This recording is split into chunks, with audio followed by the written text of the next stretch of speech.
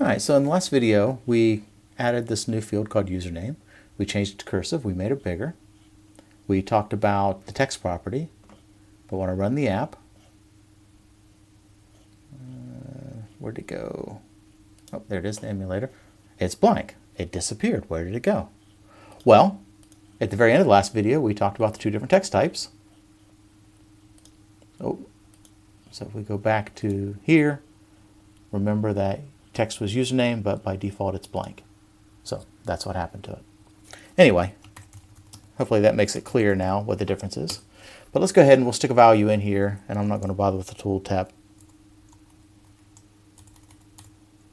There we go. So we'll go back to something like that. Okay. So that's text. And again, you'll see this a lot, especially when we get to code, where you'll start making changes to it at runtime. Typically what you'll change is the text size, sometimes the size, make it bold, make it bigger, make it smaller, whatever you need to do. Oh, actually the color too, maybe that's something you want to change. So I can go down here to text color, and you'll see it's Android, color, secondary. Ew, boy, who wants to type all that in? Over to the side, see this little oval? If I click that, it pulls up the resource editor. So if you remember before, and the previous, or a couple videos ago, where I showed you here was the three colors, and I talked about how we're supposed to use colors, names, not hard-coded colors. Well, we can go through and pick one. So maybe I want this one to be color primary dark. And I say OK, and now here you go. Right, turn purple here, but again, our blueprint keeps it very generic. But over here now we get the nice color. You can go over to resource manager. We'll go over to the project, app, resource, values, colors. You can add your own if you'd like. So I can say color name equals, I don't know, color hotness. And then you give it a color. I don't actually know any good colors off the top of my head, but we will just make something up here. So let's do 0, whoops, I'll do 0, 3, F2, 3, E. I don't have any idea what color that's going to be. We'll see. Okay, so now I got a new color. So if I come back over here now, and I go to the color, pop it here, and oh, it hasn't refreshed yet. Hold on. Oh, come on. I need to do a build first here, so hold on. Let's go ahead. Oh, can't determine type for color. Oh, I typed it wrong. Okay, that's the problem. Hold on. Notice I did capital C. My bad. Okay, that was the problem. Sorry about that. I make mistakes all the time. So go down here, select again. There we go, color hotness. Oh, that's a hot color. That looks good. Certainly this would fail any usability test for accessibility because the contrast is terrible, very hard to read. But here, we'll change it back actually. Otherwise you'll never know what's going on. There we go. Anyway, so you can add whatever colors you want, right? You just go into that XML file, add your colors, and now you have access to them. So that's the text. There's really not much else to talk about it. Let's go ahead and move it up here out of the way. The next thing that comes up a ton is a button. So let's go ahead and drop the button in here, and maybe let's change the label. So on here, by default, it says button.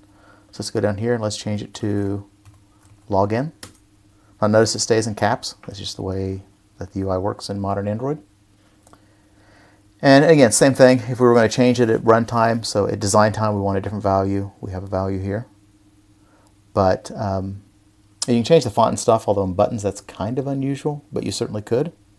So everything looks good. Let's just make sure everything runs. Let's see what a button looks like. We hit run, and hold on, where's the emulator? There it is. Well, that's weird. So notice that I added this button and changed the name, and the button works. I can see the little animation. But it's not where we put it, is it? Okay. So that brings up the next topic. Wasn't that convenient? Constraints. So So if you remember when I dropped this on originally, I dropped it right in the middle. And remember how those little guidelines popped in? Well, what happened by doing that, it caused Android Studio to automatically add constraints. So if I come over here to the side, and this is, it's a little hard to see, and I don't think I really have a good way on this computer to, just the way I get the video set up, to like zoom in on this section. I don't think I've got it set up for that. Yeah, so I can zoom on my screen, but it also zooms the camera record, and I don't know, so it's probably not working well. But if you go over here and look, your eyes are probably better to see than mine anyway. But see these little, you see these squiggly lines here, right? See these here? So what's happened is when you set a constraint, this is a way of telling Android where to put a control, but it's always in relationship to something else. So we'll go back and put this in the very middle, just so I can kind of explain how that stuff works. I can get it in the exact middle. Like I'm going to cheat and just put it in the middle right here. Hold on. There. I'll explain that in just a minute. Okay, so right now we have username in the middle of the screen. And what's nice about this is no matter how big, in fact, let's center it too. There. That looks much better. No matter how big of a screen this is, it's going to be in the center. So if we run this app right now, it's in the center of the screen. If I rotate the phone, and I can do it with this little button here, but when you click it, you'll say, oh, it didn't rotate, right? Over here, see this? On Android now, you can tell it whether you want. Just because you rotate the phone doesn't mean you should rotate your interface, but if I do it, click rotate, you'll notice this stayed in the center. That's actually very important. So let's rotate it back. It stays in the center of the screen. So how does it do that? It's done through constraints.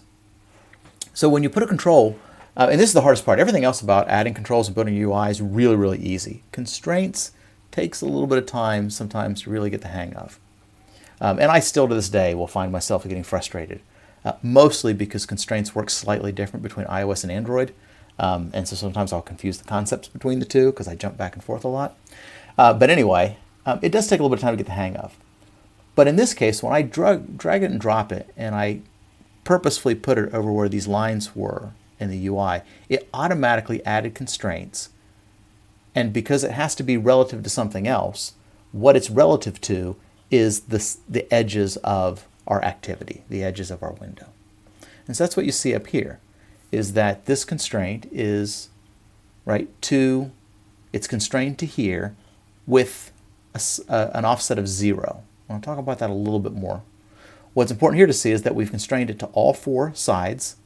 Right? All four sides have been constrained, and you can see it graphically here, with an offset of 0 on all four. But you may say, well, that's not 0. That's obviously much more than 0. Because they're both 0, it ends up centering it. So it makes them all equal. But if you remember, we had username all the way at the top. So what's happened there, there's different ways of doing this, and we'll do it a couple of different ways. But what's happened here is when I drag and move it up here, it's still constrained to the center, but up here you can say to what's the vertical bias, meaning what percentage of the screen should I? So in this case it says, well, it's going to be 7 and 25. Right, but we could change it. I'm sorry, I said percent. It's actual, yeah, it's percent. Sorry. Losing my mind here for a minute. So we can change this bias, right, and it will offset it.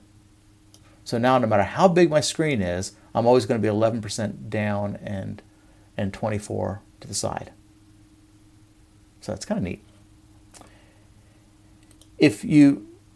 There's other ways to do it though. So I can go through, if I want to delete them, I can just highlight it, click it, and then hit delete, or you can come over here and you can click the little X and get rid of them. There we go. So now that I've gotten rid of all my constraints, if I run this app, we've not told Android anything about where to draw these controls. So they just get slapped up here right at the very top. So this is to say, you always, always, always have to put constraints in. Otherwise, everything just gets shoved up in the corner. So let's go back here and let's take a look at it. What would we want to do? Well, for username, let's say we want it to be maybe about here. And so these nice little guidelines it put in. By default, Google suggests that you have a minimum gutter of about 16 points.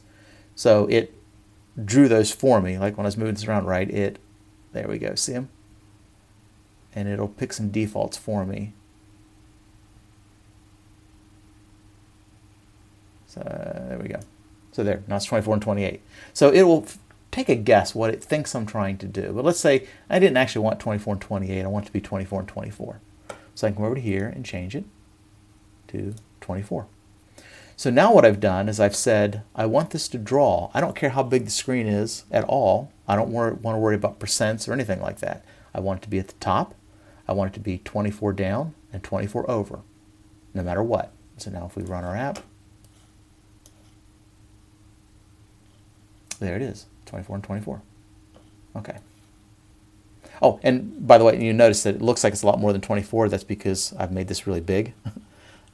So that's why, and I've centered it. But you can see the edge of this would be over here.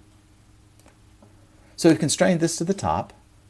And then let's say we want the button maybe to be underneath here. And remember, I said we're always going to lay things out constrained based on something else. Well, we just learned how to do username, tying it to the top and bottom, so I could do the same thing. This time it didn't automatically put them in, and a lot of times it won't. Sometimes when you drag around, it kind of figures out sort of what you want. About half the time, what it thinks you want was not what you wanted, and you delete them anyway. Normally, what you're going to do is do them yourself. And the way we can do that is we come over here and just grab it, and then drag it to something. So in this case, I'm going to pin it to the side. Now see, it changed it to 0, but I can go change it. So let's say we want this to be, let's say 32 out. And then if I want to go to the top, I click and drag this, go all the way up to the top. And then maybe we make this one, say 32. That's still not big enough, but I can make it whatever I want. Let's do 100. And so now when I run, we should have the button underneath. All right, everything's looking good. However, let's pretend like we've had a lot of other stuff on this screen, right? And so this one I tied 24 down, 24 over. This one I said it's 100 down, 32 over. But I decided, you know, username's wrong. It shouldn't be 24 down. It should be 32 down. Right? So it moved it down. Actually, let's make it even bigger. Let's say we want this to be 75 down. So you see the problem here is that I moved this, and let's say I had a lot of other stuff on the screen, not just one button. I would have to rearrange everything else on the screen. So normally, we don't want to do that. So we'll change this back to 24. So a lot of times what we'll do is instead of pinning a control or constraining a control based on the window, we can constrain controls based on other controls. So let's go through, let's delete these.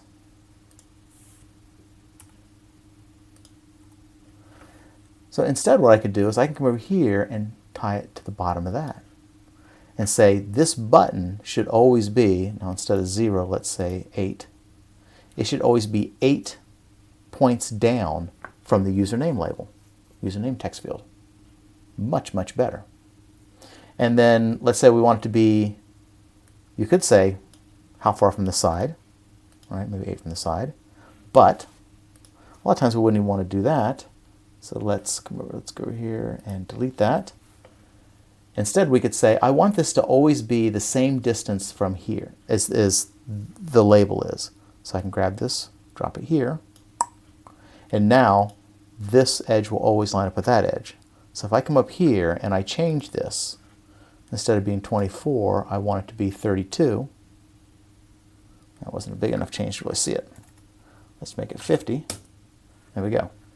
So hopefully you saw that time, right? So as this got bigger, this stayed in a line because this is constrained to, right? The left side edge is constrained to the left side edge of username. So whatever changes I make here will impact this. And a lot of times when you get to more complicated UIs, and we'll see that in a later example, as we start to build more complicated UIs, they all are tied together. But it's usually important to pick kind of one key thing on the screen, or a couple of key things that everything else will build off of. And we will absolutely see examples of that. And you will get opportunities to do that in your first project. But those are constraints. So from here, let's talk about a couple others real quick. Most of these we'll cover them kind of as we need them, but I do want to cover a couple others. Image view we'll get into later because I want to talk about images on a separate video. Recycler view. So this one we're going to cover in 2 weeks, 3 weeks. Not next week, but the week after next. So recycler view, this is the list. You see these in apps all the time, right? There's a list and you scroll through them. That's a recycler view. By default, you can't use it, right? So it says, right, we get this error. Add project dependency. Do we want to add it? I'm going to say cancel for right now. For whatever reason, the whole package, it's not included in Android Studio. It's not included as part of the project by default. So what you need to do is you click the little button to download it. From best I can follow, I believe the reason for this is the recycler view. It used to be, stretching my memory, I think it was called list view. There used to be a different control that did these lists that you could scroll. I think it was called list view, if I remember correctly. Android replaced it with recycler view, which is much, much better, much more efficient, much faster, and can do more stuff. But it's not always there in all versions of Android, so you add it in with Android X. So you would, if you want to use it, you download here, and it's usually pretty quick. So it goes out, adds it, builds it, and you're good to go. And now you can just use it like normal. So when you put the recycler view on, there you go. Kind of drops it in here. These are typically very big. We will cover recycler view in a dedicated class here in a couple weeks. So for right now, I'm just going to go ahead and delete it out. Some other interesting stuff here. Scroll views and fragments we'll get into later as we need to. A switch, it's just an on or off. So maybe here, let's constrain it to, actually, let's constrain it to login. And for the side, let's say we want it to be centered under username. So this one's a little weird how you do it, but it makes sense after you do it. So I take the left side, let's constrain to the left side of username, and then if I want to center it under username, I would also constrain this side to it. So what happens is if we look at it here, right, we've got constraints to the two sides. They're both 0, but this is that's a fixed size, so what it does is it just has it right in the middle. And then if you wanted to change this, you could change the bias to make it maybe a little bit or less, but we want it right in the middle at 50%. So that's how you center things, right? You typically will take whatever you want to center it with, you constrain both sides with 0 offset. If I go through and start hard coding the offsets, you'll see things start to get a little bit off also. Right, so it's accounting for that, making it 32 off. Okay, so if we run now, we should see pretty much what we see there, unless I missed a constraint. Nope, got them all on there. And hold on, my mouse just died. Okay, there we go, we use the trackpad. And we got a little switch. We got a button. And we got a label. Shoot, I'm going to use my trackpad. My mouse just died. I don't know what's going on. The battery says, is the battery still good? Sorry about this, just give me a second. Yeah, the battery's really low. Okay, well, we'll try to get through this video and I'll change the battery. I'll use the trackpad. Okay, so one more thing I want to cover anyway. Actually, a couple things just real quick. So text, there's also, so we already saw text view. And there's lots of different, and as we need them, we will talk about some of these other ones in here. But there are different types of text that's out there and available. Buttons, again, most of the time you're just going to use a regular button. On your first project, you're going to use a regular button, but you've also got checkboxes and switches. So like here's a switch that flips on and off. A checkbox, you just, you click it and it checks it. A radio group is a set of controls. And again, we'll probably talk about all these later, but I want to break these videos up a little bit. Is there anything else I want to mention here? Actually, you know what? We'll cover some of this stuff in another video. Let's last thing I wanted to cover on this video. When you're creating your UI, for this week it won't matter, but next week we're going to start writing code that interacts with our UI. So you want to give your controls names, and you want to give them names that make sense.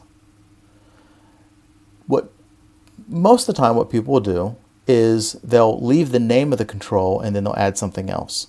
So in this case, for username, it's a text view, right? Up here at the very top, ID, this is the name that you will refer to this code or this control by. So if I wanted to change the value of text that's here at runtime in my code, I would have to refer to this control. And the way I'm going to find it is by this ID. So I obviously don't want it to be called just text view. What if I have more than one? And I certainly don't want it to be text view 1, text view 2, text view 3. That'd be a nightmare. So instead we'd give it a better name. Like maybe I would call it text view username. When this pops up, it's going to say, hey, do you want to update everything? Yes, you are always going to want to update everything. So it just updated all the XML, all the references, everything to do with it, all these constraints. They all now refer to text username. If I go back over the code to the text view, we'll see the ID is text view username. And you typically do the same thing. You know, it wouldn't be unusual to do it on your buttons. So maybe I'll call this one button login. Yes, I want to update everything. And switch, I have no idea what the switch would do on our program, but we could maybe call it switch turbo mode. That's how we turn on turbo mode in our application. Okay, so there's more controls and more things I want to talk about a little bit, but I tend to get long on these videos, so I'm going to stop this one here. I think this is the second video in the set. I'm probably going to do one more after this. All right.